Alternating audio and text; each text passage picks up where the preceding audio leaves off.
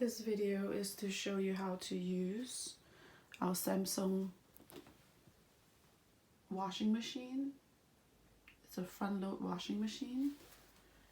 To turn it on, you just have to press this button. And the screen will light out depending on the mode that you want.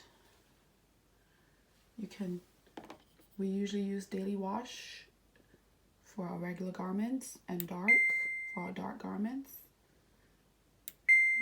A daily wash, it's 1 hour and 2 minute cycle. Our dark wash will be 1 hour and 15 minutes. To open it, just open the door. Make sure you pull the lever here and close it tightly. It's an 8 kilograms load. And to start, press this button to load the bubbles of the soap.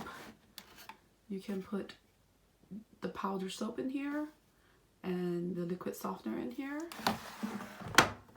And all you need to do is press start.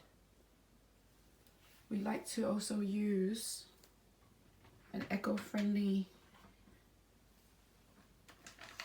soap. The egg, it's great. You just have to replace the beads inside, and that could take up to 70 over cycles.